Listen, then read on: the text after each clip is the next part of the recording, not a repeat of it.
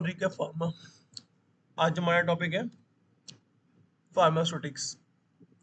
Basically pharmaceutics होता क्या है? आप इसको एक सब्जेक्ट के पॉइंट ऑफ व्यू से जानते हैं, बट ये फार्मास्यूटिक्स है क्या? ये एक ब्रांच है फार्मेसी की ब्रांच, जिसमें हम क्या करते हैं, डील करती है हम फॉर्मुलेशन से, प्रिपरेशन से एंड डिस्पेंसिंग ऑफ ड्रग। तो पहला पॉइंट आया था हमारे पास फॉर्मुलेशन। फॉर्मुलेशन का मीनिंग क्या होता है? जो आपके टैबलेट हुई, कैप्सूल हुए, ठीक है, जो आपके टैबलेट हुई, कैप्सूल हुए, इंजेक्शंस हुए एंड सिरप वगैरह जो चीज़ होती है, उनको हम फॉर्मुलेशन कहते हैं। इन्हीं की बनाने की प्रोसेस को हम प्रिपरेशन कहते हैं, ठीक है।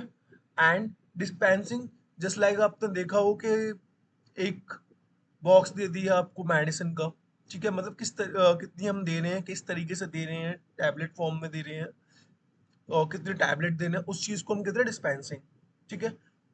फिर आपका आता है गोल, कि गोल क्या है आपका फार्मास्यूटिक्स का। तो आपका जो गोल मेन आता है कि जो न्यू केमिकल एंटिटीज होती हैं, मतलब नए केमिकल सब्सटेंस होते हैं या नए ड्रग जो होते हैं, उनको सेफली और इफेक्टिवली कन्वर्ट करना मेडिसिन में, जिससे कि पेशेंट उसको यूज कर सके, ठीक है। अब इसकी कुछ फोकस एरियाज है फार्मास्यूटिक्स की।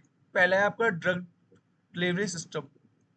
ड्रग डिलीवरी सिस्टम यानी कि आप किस तरीके से मेडिसिन को अपने पेशेंट को देते हैं, जिससे कि वो साइट ऑफ एक्शन में पहुंच सके।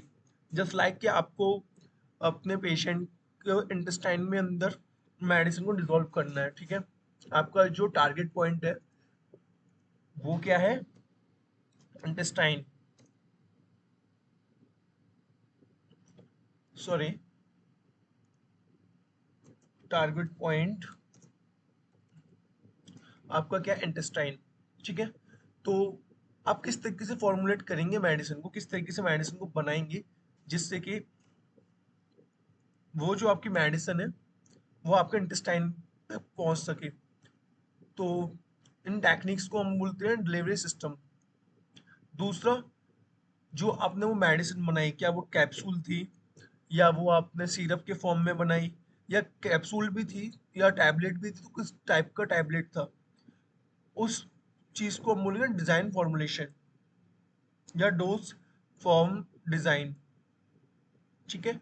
एंड आपकी लास्ट आती है stability of self life of drug, कि अगर आपका ड्रग ही स्टेबल नहीं है तो कोई मतलब ही नहीं है आपकी मेडिसिन परफेक्ट बनी है, क्योंकि अगर वो रिएक्ट करती है तो वो कोई ना कोई कॉन्सिक्वेंसेस शो करेगी।